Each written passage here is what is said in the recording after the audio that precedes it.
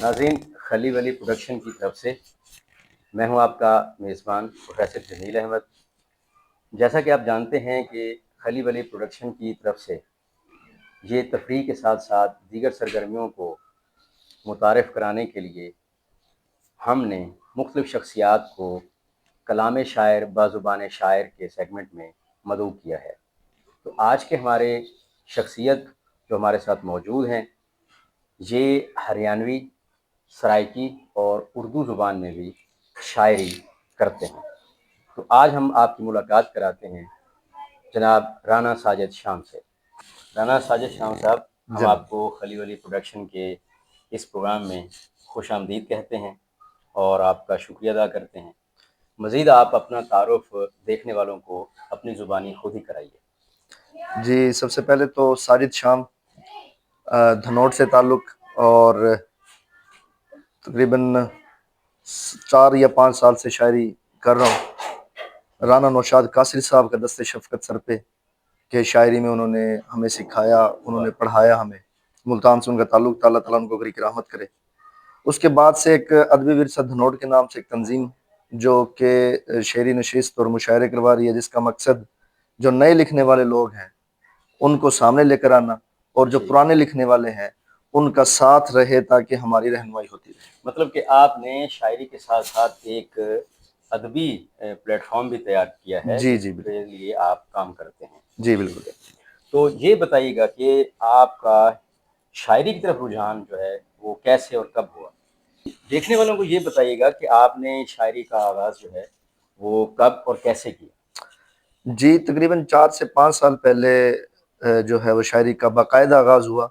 ویسے پڑھنے کے سے تعلق تھا، کتابیں پڑھتے تھے، شاعری پڑھتے تھے، اور دوستوں کی دیکھیں جمیل بھائی، ایسا ہوتا ہے کہ جب آپ کی صحبت جس طرف لے کے جا رہی ہوتی ہے نا آپ کو، تو آپ کا جو دھیان ہوتا ہے وہ اسی طرف ہو جاتا ہے۔ میری صحبت میں جو لوگ تھے وہ کتاب پڑھنے والے بھی تھے اور شاعری کرنے والے بھی تھے، جو کہ اس وقت شاید ان کو بھی نہیں پتا تھا۔ تو پھر ہماری صحبت جو ہے نا مزید ایسے لوگوں سے ہوئی جو لکھنے والے تھے، اور ہمارا تعارف ہوا ملتان سے ایک درویش شاعر تھے رانا نوشاد قاصری صاحب، تو انہوں نے ہماری اصلاح بھی کی، وہ ہمارے استاد سخن بھی ہیں، اور انہی کی وجہ سے پھر جو آپ نے شاعری میں باقاعدہ تربیت بھی ان سے لی؟ جی الحمدللہ۔ اچھا، تو آپ نے شاعری میں کن موضوعات اور مسائل کو اجاگر کیا ہے، اس بارے میں کچھ دیکھنے والوں کو بتائیے۔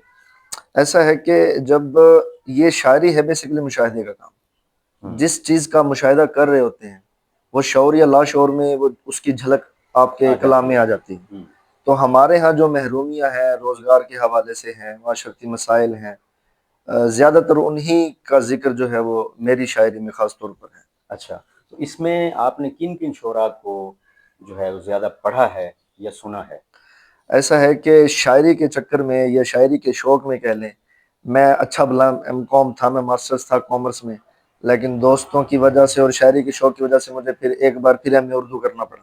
اچھا، تو جب ایم اے اردو کرنا پڑا تو اس ایم اے کے حوالے سے بھی اور شوق کے حوالے سے بھی ظاہر ہے پھر وہ جو ہمارے کلاسیکل شعراء ہیں ان کو بھی پڑھا، تو غالب میر سے لے کر اور پھر فراز محسن اور جون تک، اور اس کے بعد چل سو چل جو پھر ایک کھیپ آ گئی جو جدید شاعری کے نام پہ یا جدید ادب کے نام پہ جو شاعری ہو رہی ہے۔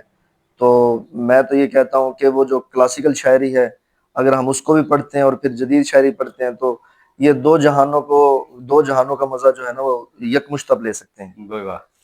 اچھا، تو اب آپ نے ہریانوی زبان جو ہے وہ آپ کی ایک پس منظر میں بزرگوں کی زبان ہے، اس میں تو آپ نے شاعری کی ہے، اس کے علاوہ کسی اور زبان میں بھی آپ نے کوشش کی ہے؟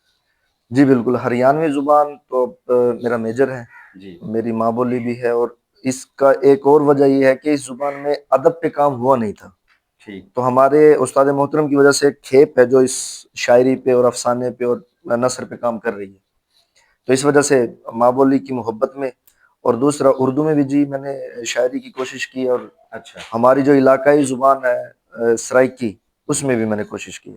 ٹھیک ہے، تو مطلب کہ آپ سہ زبانی شاعر ہیں۔ الحمدللہ۔ چلیں، یہ تو بہت ایک مختلف صلاحیت ہے جو کم شعراء میں پائی جاتی ہے۔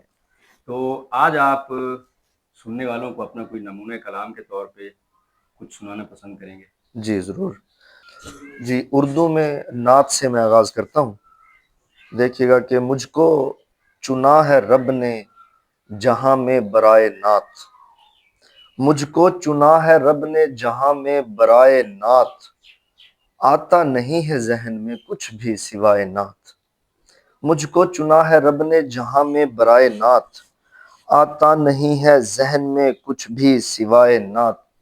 سجدائے شکر تیری عطاؤں پہ یا خدا، سجدائے شکر تیری عطاؤں پہ یا خدا، ہر ایک عطا سے بڑھ کے ہے مجھ کو عطائے نعت، ہر ایک عطا سے بڑھ کے ہے مجھ کو عطائے نعت.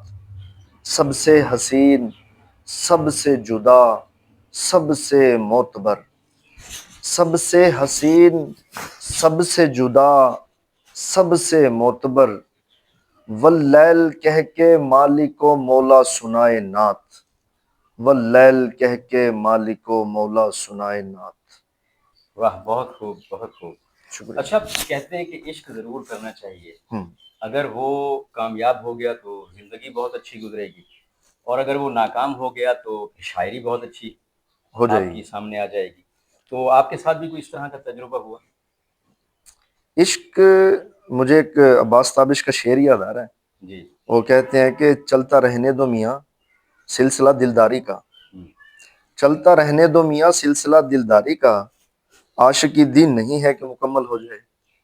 تو یہ واہ، چلتا رہنے دیں تو یہ چل سو چل والا کام ہی ہے. اچھا اچھا اچھا. ہاں، اور وہ جو کہتے ہیں نا کہ بھی شاعری جو ہے وہ پورا بندہ مانگتی ہے. اس میں کوئی شک نہیں ہے. تو آپ کی شاعری میں غم جانا اور غم دوراں، جی یہ اس کا حسین امتزاج ہے یا آپ کا رخ صرف ہمیں جانا تک موجود ہے؟ نہیں، غم جانا سے کام نہیں چلتا، غم جی. دورہ کو ساتھ لے کے چلنا پڑتا ہے، اچھا. ورنہ غم دورہ اتنا شدید ہوتا ہے کہ وہ دھکے سے آ جاتا ہے. چلے تو آپ اس حوالے سے اپنا جو کلام ہے وہ ہمیں سنائیے ذرا. جی جی میں آپ کو اپنی ماں بولی میں ہریانوی میں کچھ کلام چند اشعار سناتا ہوں ایک غزل کے. کہ تیرے بن بھی یو جیون بتانا پڑیا، تیرے بن بھی یو جیون بتانا پڑیا، گیت دکھیا تھا پر ہنس کے گانا پڑیا. تیرے بن بھی یو جیون بتانا پڑیا، گیت دکھیا تھا پر ہنس کے گانا پڑیا. دھی بیائی گئی گھر کی شائی گئی، دھی بیائی گئی گھر کی شائی گئی، بھاڑ کے گیلوں سکھ بھی بیانا پڑا. دھی بیائی گئی گھر کی شائی گئی، بھاڑ کے گیلوں سکھ بھی بیانا پڑا. مارے پیندے پڑی لوئی درداں کی سہ، مارے پیندے پڑی لوئی درداں کی سہ، اور سریندے دکھاں کا سرانا پڑیا. مارے پیندے پڑی لوئی درداں کی سہ، اور سریندے دکھاں کا سرانا پڑیا. اوراں کے نام پہ اپنے دکھڑے کہے، اوراں کے نام پہ اپنے دکھڑے کہے، رچنا میں گوند کے دکھ سنانا پڑے، رچنا میں گوند کے دکھ سنانا پڑے. واہ، بہت خوب، بہت خوب. اچھا، جب بھی ہم کسی علاقائی زبان میں شاعری کو سنتے ہیں تو ہر زبان کا اپنا ہی الگ سے ایک مزہ اور چاشنی ہے، اور ان جذبات کو ترجمہ نہیں کیا جا سکتا. ان جذبات کے احساسات کو آپ کسی بھی اور زبان میں اگر منتقل کرتے ہیں تو وہ اس طرح نہیں ہو پاتے جس طرح کہ اس زبان میں ترجمانی کی گئی وہ ہے. لطف نہیں رہتا. وہ لطف نہیں جی رہتا. ایسے. جیسے اگر ہم سرائکی شاعری میں مخمور قلندری کا ایک شعر، واہ وہ میں دیکھنے والوں کو بتاؤں گا کہ اوندا زلفیں کو ون چھیڑس ہوا پاگل دی بچی ہے. ہاں ہاں اب یہ سرائکی زبان سے واقف جو ہاں. لوگ ہیں وہی جانتے ہیں کہ یہ کتنا بلیغ جی جی شعر جی. ہے. اسی طریقے سے بچپن سے ہی ہم نور جہاں کی زبانی وہ جو ہم سنتے رہے ہیں گانا، جدو ہولی جئی لیندا میرا نام، ہاں تھاں مر جانی کا. تو اب تھاں مر جانی کا جو ہے وہ جو ایک لطف ہے تو وہ پنجابی زبان سے واقف آبا بھی زیادہ بہتر جانتے ہیں. بالکل. تو جہاں تک ہریانوی زبان سے لطف کا تعلق ہے تو مجھے جب پہلی بار یہ شعر سامنے آیا ہریانوی زبان کا تو میرے دل و دماغ پہ نقش ہو گیا، اور اس وجہ سے میں ہریانوی زبان کو جو ہے بڑی محبت سے سنتا بھی ہوں اور اب ماشاء پڑھتا بھی ہوں. کہ ایک دو جام سے من کے ہوے گا ساکی. ایسے ہی ہے سر. جی جی ایک دو جام سے من کے ہوے گا ساکی, تنو کر من میں کھانے کی چابی دے دے. ہاں تو جو لطف مجھے ہریانوی زبان میں اس شعر کا ملا وہ شاید کسی اور زبان میں ممکن نہ ہوتا. تو آپ سرائکی میں بھی طبع آزمائی کرتے ہیں, جی میں نے تو غزل لکھتے ہیں یا کچھ اور؟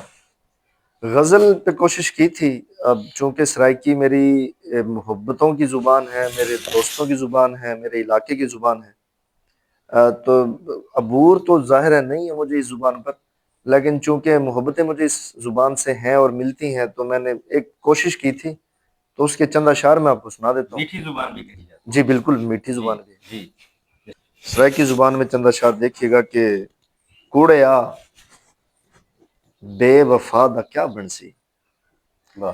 کوڑیا بے وفا دا کیا بنسی, تیں سویں بے خدا دا کیا بنسی, بہ کے دربار تے سچینا ہم, بہ کے دربار تے سچینا ہم, میری کیتی دعا دا کیا بنسی, بہتے دربار تے سچینا ہم, میری کیتی دعا دا کیا بنسی, جتھاں نبیاں پناہ منگنی ہے, جتھاں نبیاں پناہ منگنی ہے, اتھاں میں بے حیا دا کیا بنسی, جتھاں نبیاں پناہ منگنی ہے, اتھاں میں بے حیا دا کیا بنسی, بدھے ہوئے ہتھ اگر میں کھول ڈتم, بدھے ہوئے ہتھ اگر میں کھول ڈتم, تیری جھوٹھی انا دا کیا بنسی, بدھے ہوئے ہتھ اگر میں کھول ڈتم, تیری جھوٹھی انا دا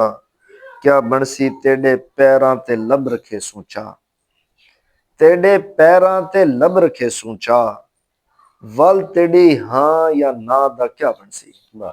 تیرے پیراں تے لب رکھے سوچا, ول تیری ہاں یا نا دا کیا منگسی, کیا بنسی, شام دنیا تا مال منگدی ہے, شام دنیا تا مال منگدی ہے, اتھاں تیری وفا دا کیا بنسی, شام دنیا تا مال منگدی ہے, اتھاں تیری وفا دا کیا بنسی.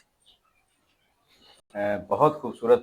ہم نے آج آپ کی زبانیں ہریانوی زبان میں بھی شاعری سنی, اردو زبان میں بھی, اور اب سرائکی میں بھی. Thank you. حاضرین محترم, یہ ایک خداداد صلاحیت ہے جو خدا نے رانا ساجد شام کو عطا کی ہے. تو میں خلی ولی پروڈکشن انتظامیہ کی طرف سے اور اپنی طرف سے رانا ساجد شام کو اس پروگرام میں آمد پر شکریہ ادا کرتا ہوں, اور ہم دعا گو ہیں کہ آپ کی شاعری یوں ہی ترقی کرتی رہے اور ایک اچھی شاعری اس علاقے کے لوگوں کو سننے کو ملے. آپ کی آمد کا بہت شکریہ. جمیل بھائی آپ کا شکریہ, آپ کی پوری ٹیم کا شکریہ, اور خاص طور پر شکریہ کھلی ولی پروڈکشن کا. میں آپ کے چند منٹ لوں گا. دھنوٹ ایک ایسا علاقہ ہے جس کو اگر زرعی اعتبار سے زرخیز کہا جائے تو بھی جھوٹ نہیں ہے, اور اگر ادبی اعتبار سے زرخیز کیا جائے تو بھی جھوٹ نہیں ہے. ہمارے بہت سے ایسے لوگ دوست ہیں, ہمارے بہت سے ایسے لوگ ہیں جو ملکی لیول پر جو ہے وہ اور بین الاقوامی طور پر بھی مشاعرے بھی پڑھ چکے ہیں. رانا سرفراز طاہر بین الاقوامی مشاعرے پڑھ چکا ہے, ہمارے دھنوٹ کا نوجوان ہے. فدا گل بھائی ہیں ہمارے, وہ ملکی سطح پر بہت بڑے بڑے سٹیجز پہ کام کر چکے ہیں, اور ان کا نام جو ہے نا وہ ملکی سطح پر بہت اعلیٰ ہے. صرف ایک چھوٹی سی ایک کمی جو ہے دھنوٹ میں, یا دھنوٹ کے واسیوں میں, یا دھنوٹ کے چاہنے والوں میں, وہ یہ ہے کہ ہمیں شاید کوئی پلیٹ فارم کی کمی رہی ہے, یا شاید ہمیں کسی سپورٹ کی کمی رہی ہے, شاید کسی ٹریننگ کی کمی رہی ہے. لیکن اب میں یہ سمجھتا ہوں کہ اگر کھلی ولی پروڈکشن اس کا بیڑا اٹھاتا ہے تو الحمدللہ ہمیں اپنے کسی بھی ایسے اسٹیشن کی کمی نہیں رہے گی جہاں ہم اپنا جو ٹیلنٹ ہے اس کے اظہار کے لیے ہمیں کسی اور طرف دیکھنا پڑے. ہماری ان تمام صلاحیتوں کو اب ہمیں چھپانے کی نہیں بلکہ اجاگر کرنے کی ضرورت ہے, کیونکہ اب ہمارے پاس موجود ہے کھلی ولی پروڈکشن اور اس کی ٹیم اور اس کی انتظامیہ. میں تمام دوستوں کا شکریہ ادا کرتا ہوں. سلامت رہیں. جی بالکل, اسی خلا کو پور کرنے کے لیے خلی ولی پروڈکشن نے یہ قدم اٹھایا ہے, اور اس علاقہ کے باصلاحیت نوجوانوں کو, افراد کو مختلف شعبہ زندگی میں جو نمایاں کارکردگی دکھاتے ہیں ان کو متعارف کرنے کا بیڑا اٹھایا ہے. تو ناظرین, آج کا یہ پروگرام آپ کو کیسا لگا؟ آپ کی رائے کا انتظار رہے گا۔ آپ سب سے گزارش ہے کہ اس چینل کو سبسکرائب بھی کیجیے اور اپنی قیمتی آراء سے ہمیں ضرور آگاہ کیجیے گا تاکہ ہم اپنے اگلے آنے والے پروگرامز کو مزید بہتر سے بہتر بنا سکیں۔ اگلے کسی پروگرام میں کسی نئی شخصیت کی آمد تک مجھے یعنی اپنے میزبان پروفیسر جمیل احمد کو اس شعر کے ساتھ اجازت دیجیے۔ تیرا عید دا جوڑا گھن آیا، تیرا عید دا جوڑا گھن آیا، پر شرط چاون آپ آسیں، رب رکھا۔